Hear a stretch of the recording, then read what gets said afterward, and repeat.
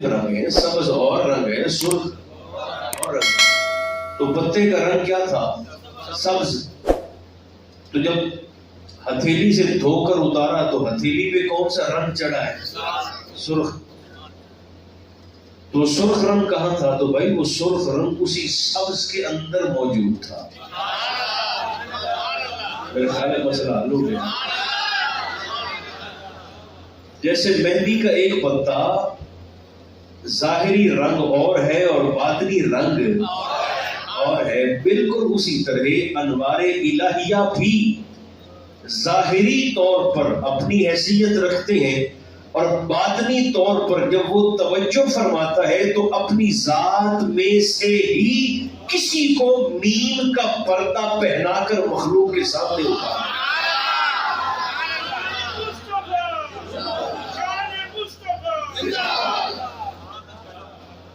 میم کا پردہ ہو تو دیکھنے والوں کو اور لگتا ہے، پردہ اٹھ جائے تو دیکھنے والوں کو اور لگتا ہے۔ اس لیے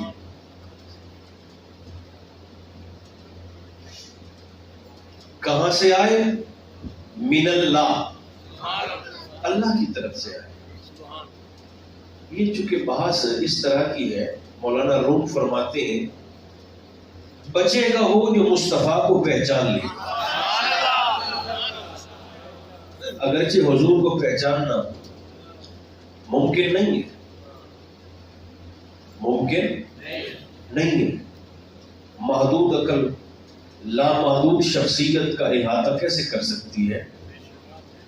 حضور وہ آئینہ ہے جس میں حسن قدرت نے سب سے پہلے اپنے آپ کو دیکھا تھا۔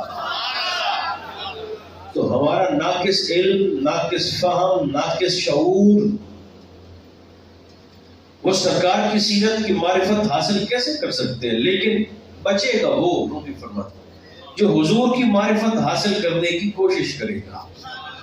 بلکہ ایک بات میرے ذہن میں آئی اسی حوالے سے کہ بچے گا وہ جو پہچانے گا، جو پہچان لیتا ہے وہ بچ جاتا ہے۔ محمود غزنوی ایک رات اندھیری رات تھی، اتنی اندھیری کہ ہاتھ کو ہاتھ سجائی نہیں دیتا تھا۔ تو وہ نا اپنے علاقے کا چکر لگا رہے ہیں، گشت کر رہے ہیں کہ دیکھوں کوئی بیمار تو نہیں ہے، کوئی پریشان تو نہیں ہے، کوئی گڑبڑ تو نہیں کر رہا۔ چکر لگا رہے تھے علاقے کا۔ تو آپ ایک گلی کا موڑ مڑے تو سامنے سے آپ کو 3 لوگ آتے ہوئے نظر آئے، اندھیری رات تھی۔ جب وہ تینوں قریب آئے تو آپ نے ان تینوں سے پوچھا تم کون ہو؟ انہوں نے کہا آہستہ بولو، ہم چور ہیں۔ کون ہے؟ چور۔ تو کون ہے؟ تو محمود نے کہا میں بھی تمہاری طرح کا چور ہوں۔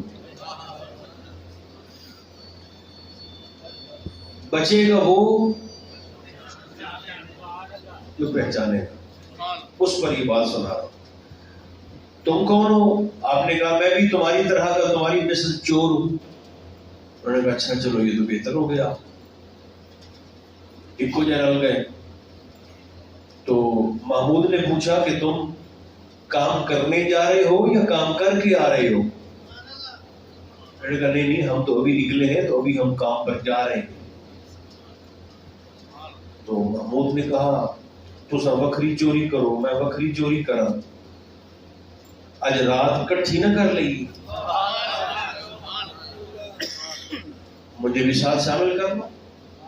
انہوں نے کہا بات تو ٹھیک ہے کہ ہم کسی اور کے ہاں کریں، تو کسی اور کے ہاں کریں، تو ایسا کرتے ہیں ساتھ مل کے چوری کرتے ہیں۔ مگر وہ تینوں کہنے لگے کہ ہمارے اندر تو کوئی نہ کوئی خاصیت اور خوبی اور کمال ہے، تیرے اندر کیا خاصیت ہے، تجھے کس بنیاد پر اپنے ساتھ شامل کریں؟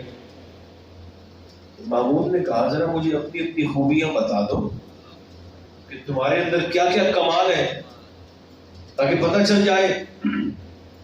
ان میں سے ایک بولا، اس نے کہا میرے اندر خوبی اور کمال یہ ہے کہ میں گھر کے باہر کھڑا ہو کر اشارہ کر کے بتا دیتا ہوں کہ مال یہاں پہ پڑا ہے، نقب اور سن یہاں لگاؤ. ابھی خوبی تو ہے، کمال تو ہے. ٹھیک ہے. دوسرے سے پوچھا گیا بھئی تیرے اندر کیا خوبی ہے؟ دوسرے نے کہا میرے اندر کمال یہ ہے کہ جب بھی کہیں ہم چوری کرنے کے لیے جاتے ہیں اور وہاں پر جو گارڈ ڈاگ ہوتا ہے، حفاظتی کتا، اگر وہ بھونک پڑے تو مجھے اس کے بھونکنے سے، اس کی بولی سے پتہ چل جاتا ہے کہ یہ اصل میں کہہ کیا رہا ہے. ظاہر سی بات ہے، یہ بھی بہت بڑی بات ہے. انہوں نے کہا کمال ہے. تیسرے سے کہا گیا کہ تیری کیا خوبی ہے، تو بھی بتا. تو اس نے کہا میرا کمال یہ ہے، رات جتنی بھی اندھیری ہو، میں جس شخص کو رات کی تاریکی میں چاہے ایک دفعہ دیکھ لوں، اسے دن کے اجالے میں پہچان لیتا ہوں.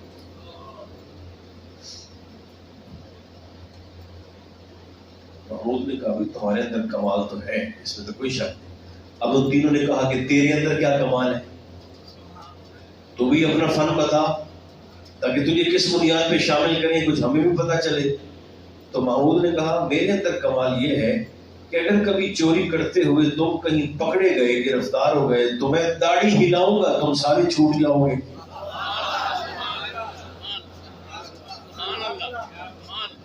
دلوں کا بھائی واہ، اصل کمال تو یہ ہے.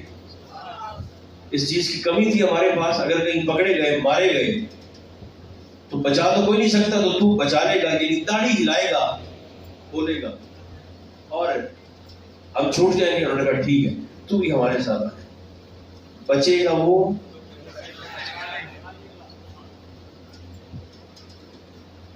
اب جب چاروں مل گئے تو آپس میں مشورہ کیا کہ اچھا بھائی اب چوری کہاں پر کریں. تو محمود ہی بولے. انہوں نے کہا آج چونکہ ہم چاروں مل گئے ہیں تو آج بادشاہ کے گھر چوری نہ کریں.